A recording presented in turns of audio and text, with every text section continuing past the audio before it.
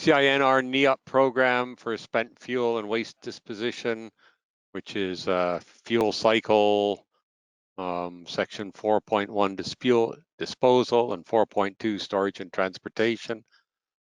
My name's John Orchard, NEOP federal point of contact, and today's date. Overview of our group. Used fuel disposition. DOE Office of Nuclear Energy mission is to support nuclear energy. Our spent fuel and waste disposition is our subgroup under the Department of Nuclear Energy. And our mission is to identify alternatives and conduct scientific research and technology development to enable storage, transportation, and disposal of spent nuclear fuel and wastes generated by existing and future nuclear fuel cycles. We work with all the national labs, and here are 9 of them. There's a couple that aren't there, but there's 9 of them. Grand challenge for our spent fuel and waste disposition group is to provide sound technical basis for the safety and security of long-term storage, transportation, disposal of used nuclear fuel waste from the nuclear energy enterprise. And the importance of this is to support the establishment of spent nuclear fuel management and disposition pathways. We have 2 groups, subgroups, the storage and transportation group, and the objective there is to develop technical bases to demonstrate used fuel integrity for extended storage periods, fuel retrievability and transportation after the extended storage periods, and transportation of high burnup fuel, which is becoming more prevalent.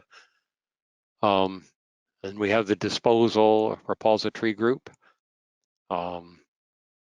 Their objectives are to provide a sound technical basis for assurance that the U.S. has multiple variable disposal options available when the national policy is ready, identify and research generic sources of uncertainty that challenge the viability of disposal concepts, to increase the confidence and robustness of generic disposal concepts, to reduce the impact of site-specific complexity, and to develop the science and engineering tools required to address the needs above. We're looking at generic disposal of the fuel in generic deep mined repositories and in various deep geologic formations. And I'll skip ahead to this one because this talks about the disposal repository. We have a cutaway of a typical deep disposal repository. This is in tuff. Other candidate geologies are clay shale, salt, and crystalline rock like granite, and then tuff, which is volcanic. We're looking at those alternatives for disposal locations, and each of these locations has unique requirements and characteristics for barriers for waste isolation. The surrounding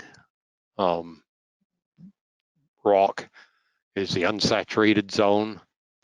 Within the unsaturated, well, in the middle here we have the waste form, which is glass or ceramic, and between the two we have the engineered barrier system. And the mission of the disposal repository group is to really study the engineered barrier system, in particular in the interaction between the waste form and the engineered barrier system, and the engineered barrier system and the unsaturated zone. let me go back up to this one, which is storage system components. In our storage and transportation system, we're worried about the more detailed components. And that includes the fuel here, which is the fuel pellets, which fit in the cladding. We have they called units the fuel rod, and the fuel rod is bundled in these assemblies, and there's the assembly hardware that holds it together and performs other functions.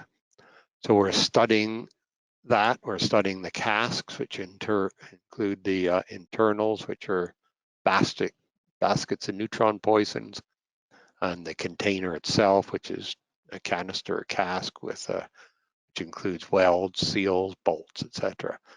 And then that's the canister, and then we have an overpack over the canister, which is a storage overpack, is typically a concrete overpack, but we also have transportation casks for that process.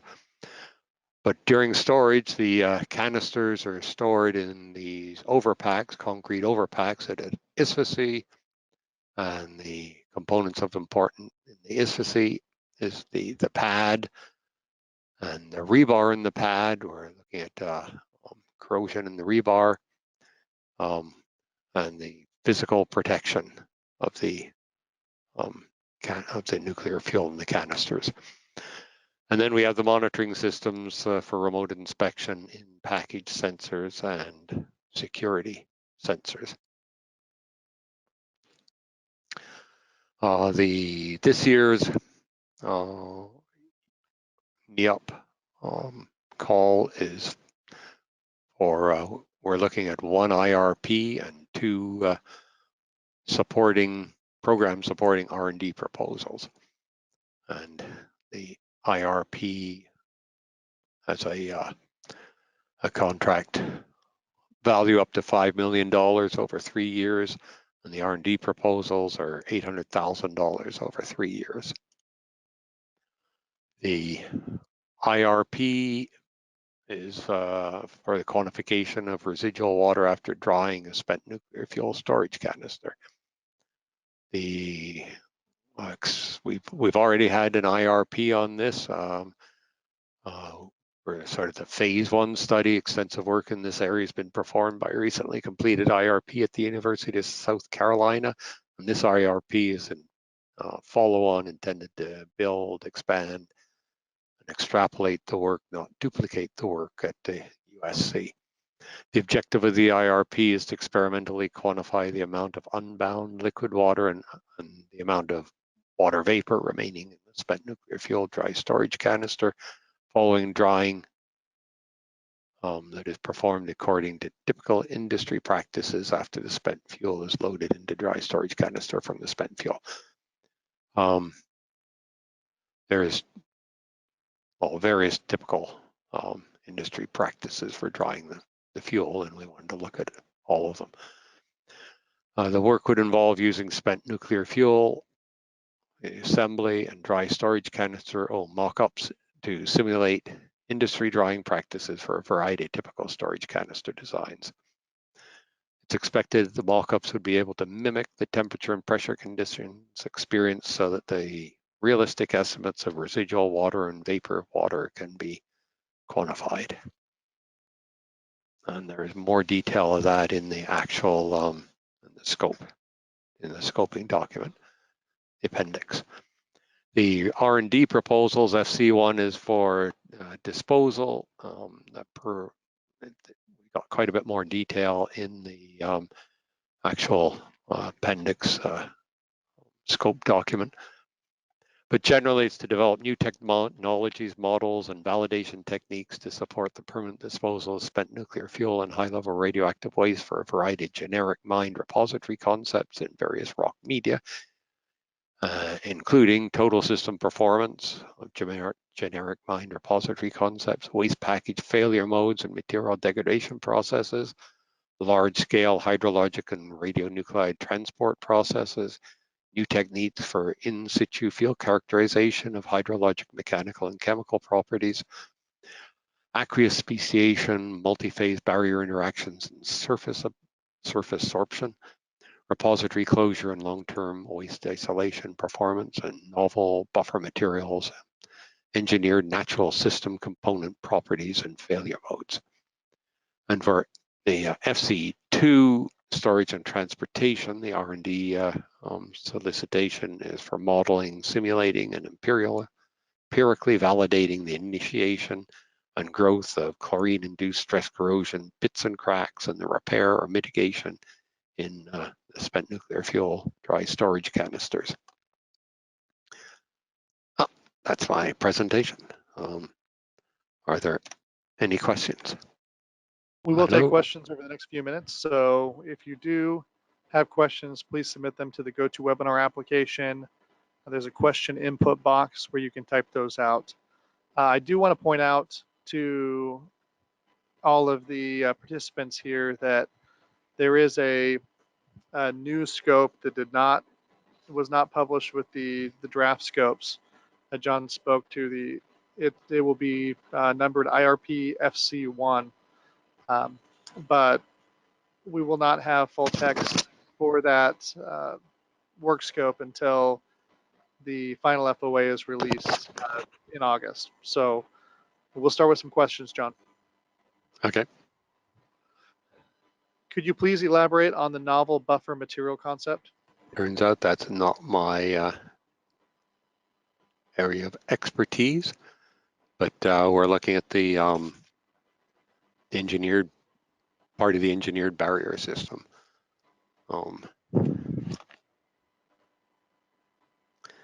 I would have to look at the details of in the IRP, but I don't think it goes into too much more detail than that. I can probably note that question and get back to you somehow. So we would encourage you to contact John Orchard directly, and he will talk with other staff there in the Nevada office to get an answer for that question. So his contact information and the contact information for TPOC Peter Swift is on the NEUP.gov website. Click on R&D and go to technical points of contact. You'll find that information there. The next question is, are models for fission product gas transport from a geological repository of interest under FC 4.1? We're looking at, FC 4.1 is trying to look at the chemistry of what's happening in that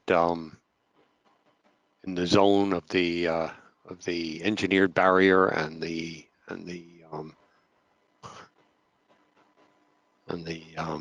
VADOS, what do we call it here? The unsaturated zone.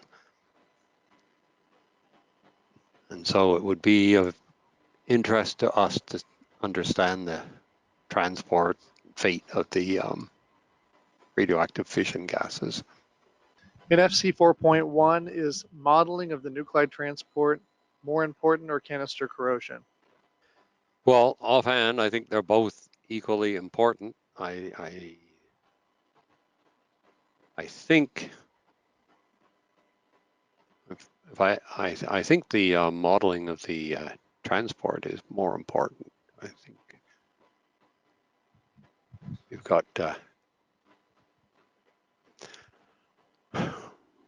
what's our item here on corrosion? Waste package failure modes and material degradation processes. So that is, at least looking here, it's of equal weight. But I think there's a lot more uncertainty in the transport processes. So John, in FC 4.1 is... I just got an email from Peter Swift saying that he's hit there, but he's muted. Can you unmute him? So the question was, is radionuclide transport or cask corrosion of higher importance in FC 4.1?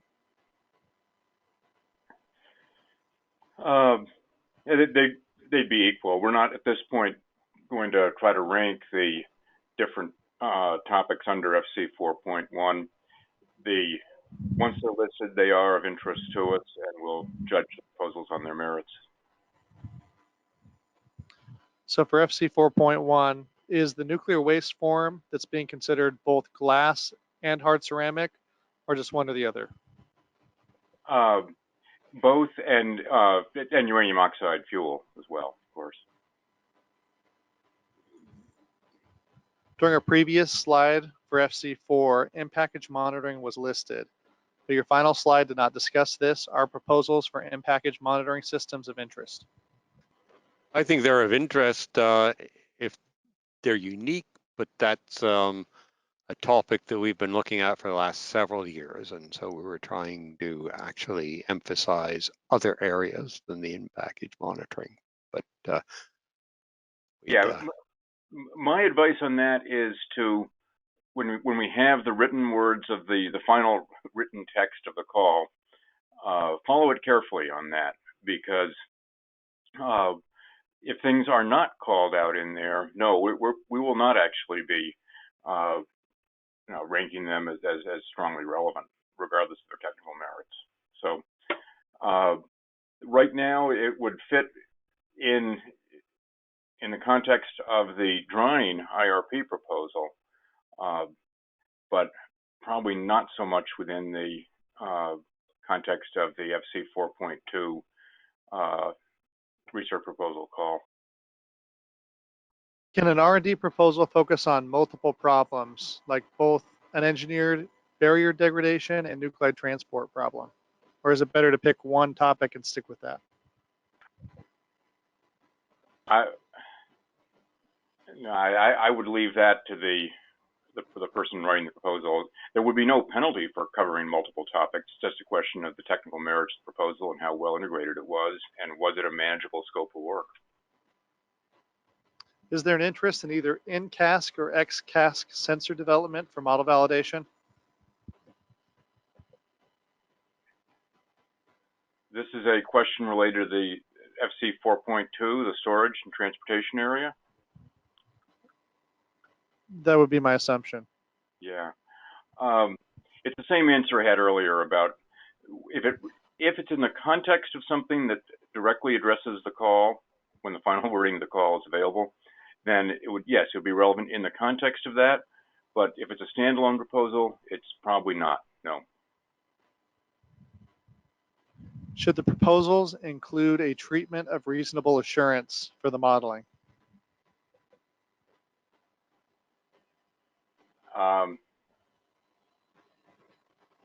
I'm not quite sure if the reasonable assurance is meant there in a regulatory sense, the NRC's sense. No, but keep in mind that particularly on the FC 4.2 calls, the storage and transportation ones, we're interested in things that actually can be deployed and will be deployed by industry, in which case industry will be looking at the regulatory applications of the work. And it certainly won't hurt to address that and demonstrate relevance to what the NRC is looking for. There's a concern from one of the participants that the FC 4.2 scope of work in the presentation page, or meaning the one that was posted on the website, is different from the presentation today. Can you comment on that? Is there some clarification that needs to be made? John, can you take that? I can't comment on that. There wasn't intended to be for 4.2, no. What is there a specific question about it? The question may have to do with I'm not sure, I apologize, I don't know who it was who correctly noted that the IRP call, it was not actually posted on the web page in advance. It wasn't ready in time. That may be what the question addresses, in which case, then yes, that the final call will include that IRP topic that was in the presentation, but not on the web page. Does that answer the question? I think one point of information here that's important is what was the information that was posted on the webpage are draft work scopes, and so they do not finalize until the FOA is posted. So please do keep your eye on the words that are spoken to in the FOA during its final release. In FC 4.2, is this mainly a modeling effort? Do you prefer physics-based models or experimental data-driven models? Again, that depends in a large part on the technical merits of individual proposals. And our preferences will be for strong proposals, and it could be in either direction. Again, think of work that might actually be adopted and deployed by industry. Is there an interest for studying novel material for transportation casks as an R&D proposal? Not in this call. In regards to deep disposal, is the proposal expected to have concrete overpacks included? A proposal that addresses concrete overpacks should at least address the question of what disposal concepts might use concrete overpacks. Obviously, there are some in the world that do use them, but the U.S. is not locked into any disposal concept. However, barrier concepts that don't map to some viable disposal concept will not fare as well. So just make sure you've shown the link. Okay, John and Peter, those are all the questions we have. Thank you for your time. We will. Sorry, go ahead. if there's just a second, I think there was a question early where I was still trying to get unmuted about novel buffer materials and what did we mean by that. And I'll say there that we do welcome proposals that would provide alternatives. The standard buffer that material used in concepts, design concept at least, in most repositories, is a bentonite buffer packed in right around the package to both provide a low permeability barrier and a reactive sorption barrier.